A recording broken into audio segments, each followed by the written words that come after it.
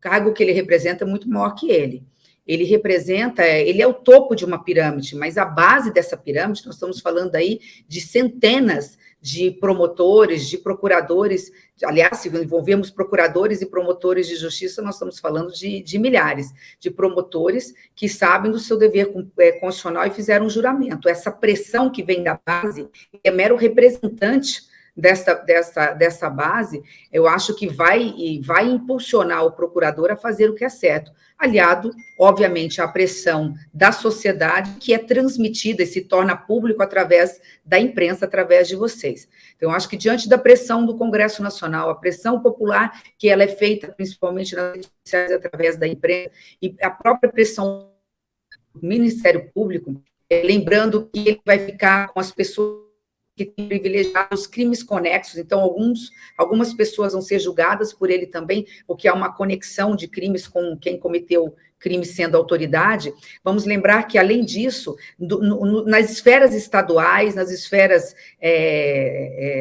na própria Justiça Federal, na Polícia Federal e no Ministérios Públicos Estaduais, nós estaremos tendo apuração e investigação com base no relatório. Eu diria, isso será um grande erro dele, nós vamos ficar atentos, que ele pegaria alguns indiciados e aceleraria o processo para poupar alguns poucos, talvez na escala mais alta do poder. Se for assim, nós estamos atentos também para isso. Muito se fala de uma ação penal subsidiária pública, isso não foi dito ainda nem por mim, nem por ninguém, mas é preciso fazer um alerta aqui.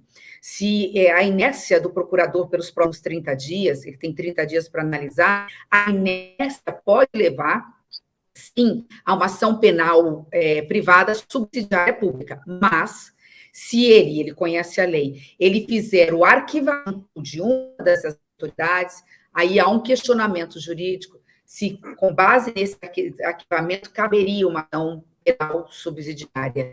Poderia, se ele arquivar sem motivação devida, outros tipos de petições, ou seja, de ações questionando a ilegalidade, possível desvio de finalidade pública. Mas eu não consigo imaginar uma ação privada subsidiária pública diante de uma inércia que não ocorrerá. Ele irá tocar vários dos indiciamentos, apurar, inclusive com uma comissão especial, em relação a alguns ele pode até arquivar, mas o arquivamento é uma ação, quer dizer, ele agiu, não houve uma omissão. Aí nós teríamos que pegar a justificativa desse arquivamento para ver se dali a gente consegue detectar o desvio de função pública. O que disse o nosso presidente da CPI? Procurador, doutor Aras, nós estamos entregando esse documento, mas nós estamos aqui para dizer que nós estaremos observando, nós estaremos fiscalizando e nós não admitiremos omissão em nome das mais de 605 mil vítimas da Covid-19. Foi dura a fala, mas, repito, da mesma forma, o Procurador-Geral da República foi muito firme no que se refere à noção que tem do dever constitucional e da responsabilidade que tem. Ele sabe o que ele tem que fazer e ele sabe as consequências da sua omissão.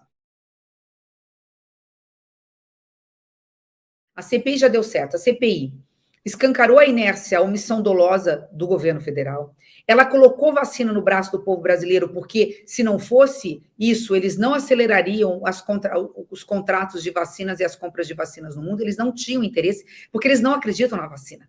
Eles não acreditam na imunização por vacina, mas na imunidade de rebanho por contaminação.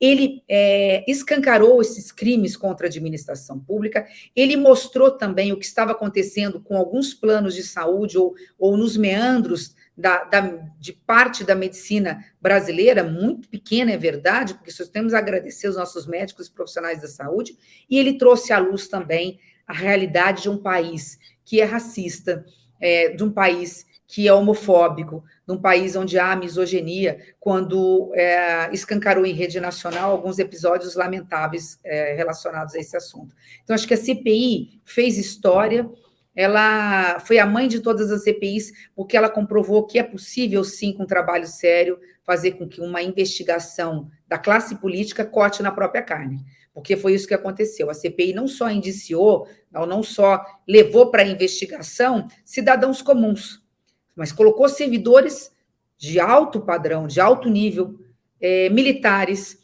classe política, deputados federais, senador da República e o próprio presidente da República. O Tribunal de Contas da União, ele tem um ponto que eu acho essencial. Falei na CPI, não sei como que está no relatório, acho que ficou muito superficial no relatório, que não tem problema, mas o Tribunal de Contas da União já deu um parecer, ainda não julgado em definitivo, muito forte, e ali sai a raiz dos problemas e do crime de responsabilidade dos ministro da Saúde e do próprio presidente da República. Quando ele fala categoricamente que a política de saúde pública, o planejamento e a coordenação é do governo federal. Embora a saúde pública seja tripartite, a responsabilidade de gestão é da União, Estados, Municípios e Distrito Federal. E quando ele afirma que a omissão é a falta de um plano nacional de imunização no Brasil, atrapalhou a atividade de estados e municípios, ele praticamente disse: o governo federal não fez o dever de casa, o governo federal foi omisso. Essa omissão, essa falta de ação, só aí você já consegue tipificar em relação, imputar crimes em relação a pior das hipóteses, ao ministro da Saúde, mas também recai em cima do presidente da República, porque está muito claro por vídeos, áudios, documentos, lives, todo momento ele interferia no Ministério da Saúde, impedindo exatamente que esse plano saísse do papel, que se buscasse vacinas. Então, acho que o Tribunal de Contas da União vai vir muito fortemente com seus relatórios, e serão vários, porque a gente tem vários ministros ali, porque não há prevenção, não é prevento o ministro, dependendo das ações, para onde cai no sorteio. O Tribunal de Contas da União acho que vem fortemente, e os ministérios públicos estaduais. Não acredito que o Lira, que hoje é o dono do orçamento público do Brasil, é o homem mais poderoso no que se refere à distribuição de dinheiro público dentro do Congresso Nacional, que, portanto, se beneficia de um presidente enfraquecido, um presidente incompetente, com uma equipe que não comanda a economia. Ele vai querer perder o poder de gestão, de dizer e ditar regras para o Ministério da Economia, para o próprio presidente da República, e vai querer perder a chave desse cofre. Ele não irá acatar o pedido de impeachment, até porque se quisesse, ou se fizesse, ou se tivesse essa responsabilidade, teria acatado o pedido de impeachment, as dezenas de pedidos de impeachment que estão lá. Se as pessoas não conseguem comprar o gás para poder cozinhar, né? Se a classe média está tirando seus filhos das escolas particulares, ou mesmo não está conseguindo mais pagar o mais simples plano de saúde, se ela percebe que aquilo que é básico, né, ela não tem, mesmo sendo honesta, trabalhadora e pagando seus impostos, essa insatisfação vai tomando corpo. Num mundo de rede social, onde a um toque, em 24 horas, você move uma legião de insatisfeitos, a qualquer momento. Eu diria que isso mais do que um escândalo de crime de corrupção. Foi-se o tempo, como foi no Collor, em que apenas um Fiat Elba, não apenas, aspas, né, um Fiat Elba era capaz de cair, de tirar no presidente da República. Que coisa, né? Naquela época, eu me lembro bem dessa época, eu estava começando a me envolver com a vida pública, eu estava saindo da faculdade, né, no início dos anos 90, mas assim, eu me lembro naquela época foi um escândalo. Hoje você tem um escândalo, não é por mês, nem por semana, você tem um escândalo por dia.